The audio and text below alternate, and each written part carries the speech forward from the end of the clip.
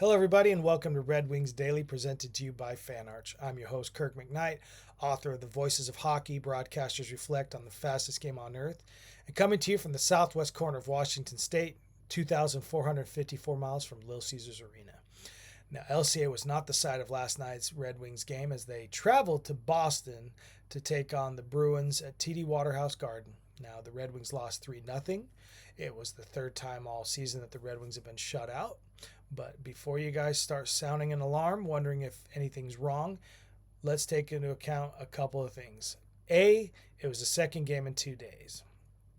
B, it was against a Bruins team that had already won 3 in a row going into the game, and they had won 2 of those 3. The last 2 that they won, they did it with both styles. They beat the crap out of the Rangers 10-2, and then they beat the Penguins, a hot team, 1-0. So they were able to do it with a lot of offense, and they were able to do it with a lot of defense. So this is the kind of team you're facing. C is the fact that they were playing the second of 2 days after an incredibly emotional Monday night overtime victory over the Carolina Hurricanes.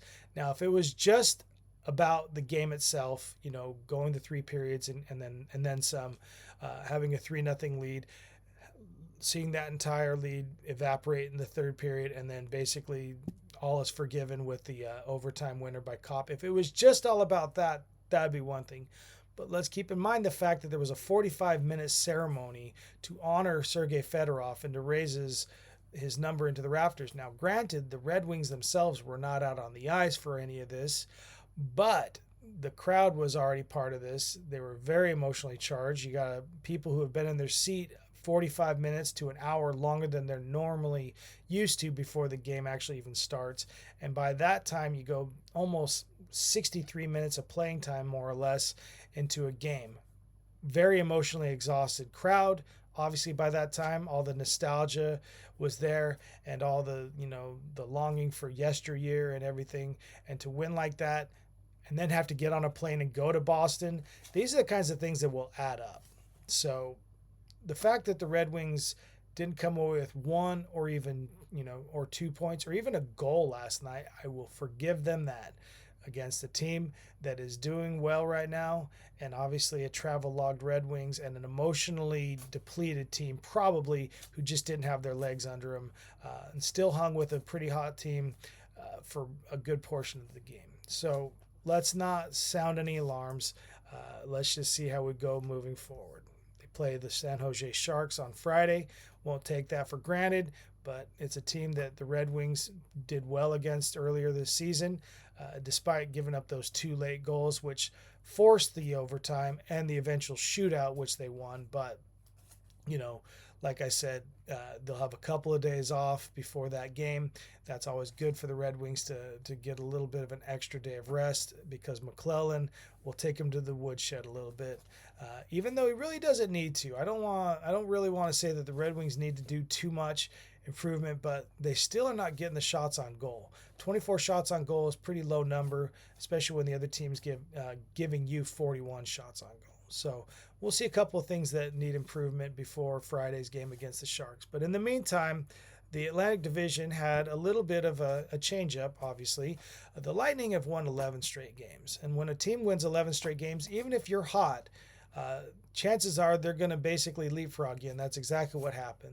They came into last night's game 1 point back of the Red Wings. So the Red Wings came away with 0 team points, and the Lightning got a shootout victory over the Penguins to win their 11th straight. So now they're atop the Atlantic Division, hottest team in hockey right now, even hotter than Colorado, even hotter than Buffalo. So Lightning up there number 1. The Red Wings, didn't get a point.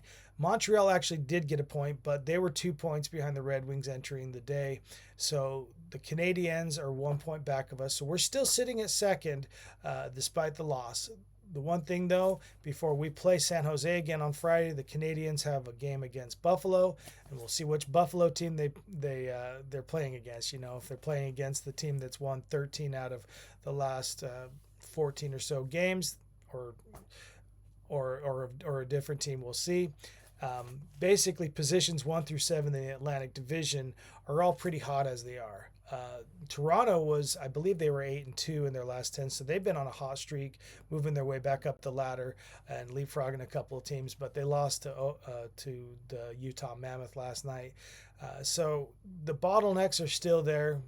Positions 1 through 3 and positions 4 through 7 in the Atlantic. There's only a couple of points separating a few positions right there in the middle, and only a couple of points separating the top 3 as well. If the playoffs were to start today, the Red Wings obviously would be in there as well. Tampa Bay Wings and Canadians, and then the Leafs and the Sabres would be for seeds number 7 and 8. So there wouldn't even be a metropolitan team outside of the top 3 with that wild card spot right now. The Penguins are on the outside looking in, and so are the Capitals over there. The top 3 in the Metro are the Hurricanes, the Islanders, and the Flyers.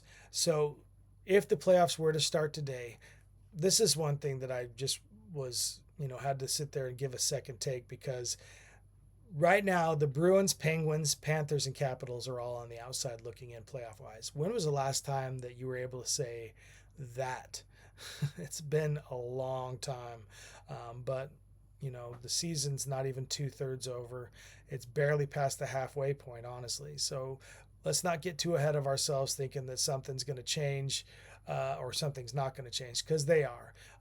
The parity is still there in this league, and there's always going to be teams that get hot while others don't, and leapfrogs are going to happen left and right. So let's not count out the Panthers. Let's not count out the Bruins or the Penguins or the Capitals. We know what they're capable of. We know injuries happen. We know teams start to falter a little bit. We know that these are the dog days coming up here post-Olympic break, especially for a lot of the teams who have players playing in the Olympics who aren't really getting that rest, but also not being out on the ice playing together and practicing together and having that cohesion. That's another thing that will start to take an effect on these teams, and we'll see them, in late February to try to get back into their groove and make something out of the season as they, go down the home stretch. So it being Wednesday, it is now hump day, and this is the time where we say over the hump, where we talk about particular factor in the Red Wings play right now to see if things are going better, if they're improving. Really, the subject today is going to be the fact that Taubes is he's 2-5-3 in his last 10 starts. This is since starting the season 9-2. So the fact that he's 11-7-3, it's you kind of feel for the guy. Gibby was basically in the same boat. He was the one going about 4-7 or 4-6-1 to start the season. So it was a tale of two goaltenders, really. One's been up, all the others down, and then they had the reversal of fortune. So one thing I will say, though, is I shouldn't be too down. None of us should be too down on Taubes.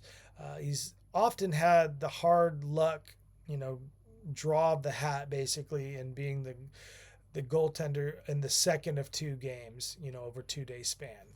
I think it's happened 9 times for the Red Wings, and Taubes has been that second goaltender in 2 days, basically, and he's 3-4-2. So obviously it has affected him in some way. There are only 2 more situations like this the rest of the season, so that's something to think about. The fact that they've gone through about 9 times where they've had 2 games in 2 days, and we're just a little bit over halfway through, and there's only going to be 2 instances the rest of the season where the Red Wings will have to play 2 games in 2 days. So I look forward to that. Obviously, it's another opportunity for the teams who have games in hand against us to make up a couple of points, and it is what it is. But to get that rest right now, I think that's the more important factor moving forward, especially as we get to the 2/3, 3/4 mark of the season, and we start to see these shifts like I was talking about. So I'm going to switch gears a little bit, and we're going to kind of go back in time. It's not Thursday. It's not Throwback Thursday. You know, but it will have that kind of essence because dwelling on Monday night's ceremony, I watched it and watched Sergei Fedorov come out in the Corvette, and I watched the Red Wings greats, and I watched a lot of those familiar faces who were out there on the ice to celebrate him. You saw McCarty out there, you saw Stevie Y come down from the general manager's perch up there, high in the rafters. Well, not high in the rafters, but you know what I mean. And, we saw plenty of other ones, Nicholas Lidstrom, players that we're used to, especially somebody like me who's been a Red Wings fan for decades. Some of these familiar faces just sitting out there, and watching Nicholas Lidstrom sit out there with the number 5 jersey as part of that procession of the 9 retired jerseys for the Red Wings. So it's wonder who is going to be the next Red Wings jersey to be retired. And I thought of 3 candidates. I want to start it off with Chris Osgood. I feel like Chris Osgood's number 30 should be up in the rafters and retired in solemnity. The guy won 401 goals as a goaltender. He actually scored 2 goals. So that's something else to think about. But 10 of his 13 seasons with Detroit, he was on 3 cup-winning teams, including winning all 16 games in that 98 campaign. Now that, folks, is something to, the feather in your cap kind of situation. And that is something that he will probably never, ever forget. So I would say Osgood would be at the top of that list. Not yet in the Hall of Fame, but he should definitely be in the Hall of Fame eventually, and he will be, which will basically bring that 2001-2002 roster up to like 12 Hall of Famers. Now, another one of the 2001-2002 roster who is in the Hall of Fame, the most recent Hall of Famer from the Red Wings, that's right, Pavel Datsyuk. Number 13, I feel that is one of those that's inevitable as well. I don't know. Maybe they're just waiting a minute. Maybe they didn't want to do everything all at once. They honored him last year. They basically signed him for a day so that he could basically retire as a Red Wing. The same thing that Fleury did for the Penguins. Datsyuk did it as well. I feel like his number should definitely be retired, and it's just a matter of time before they do. He's the Magic Man, 314 goals, 918 points. In his career, 14 seasons all with the Red Wings, 2 Stanley Cups. Definitely a good resume for that kind of recognition. Playing alongside Datsyuk for a lot of those games was Heinrich Zetterberg, number 40. That is another jersey that I could definitely see being raised to the rafters. It's probably only a matter of time before he himself is in the Hall of Fame as well. He wasn't a member of the 01-02 Red Wings teams, but he was a winner of the Stanley Cup in 08 when they beat the Penguins. Other things to talk about, 15 seasons, all of them with the Red Wings, 337 goals, 960 points. So those are my top 3. I know that this is going to be a moment where you guys can chip in and sit there and say this guy, that guy, or the other. I'll say a couple of honorable mentions, but some of these honorable mentions, their numbers are being worn by other players. One of those is Kirk Maltby. Now, before any of you guys start really coming down on me for saying, why is Kirk Maltby in your honorable mentions? The guy won 4 cups with the Red Wings, and he basically played 13 seasons with the team. So he was on all 4 Stanley Cup winning. He's probably not ever going to get a Hall of Fame nod. I'm sure he's not going to get a Hall of Fame nod. But this is the time. You don't have to be a Hall of Famer to get your number retired by the team. You obviously don't. And I think Maltby would be a good candidate just because of being one of those rare players who was on all 4 teams. Holmstrom is another one. Holmstrom's number 96 is not being worn by anybody, but I don't think he's in the discussion as much as these other guys. But, he was there. He's been, on all 4 teams during their seasons of winning the Stanley Cup. And another jersey that's being worn by somebody else, I did mention Kirk Maltby. He wore number 18, and that's being worn by, Kopp right now. Andrew Kopp's wearing number 18, so it's kind of an uncomfortable situation to try to basically say, hey, can we borrow that so we can put it up in the rafters? So who knows? That might just create a situation. Another Red Wing that is a fan favorite, and obviously somebody who, when they think of this guy, they think Red Wings, and that's Darren McCarty. But number 25 is being worn by Doc right now, too. So we've got a couple of potential candidates for Red Wings jersey retirement. but they're being worn by other 2 players. So I guess those would be my 3 go-tos for this. Osgood, Zetterberg, and my all-time favorite, Datsuk.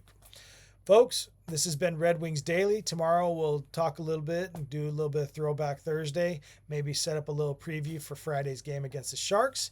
But in the meantime, LGRW from the PNW.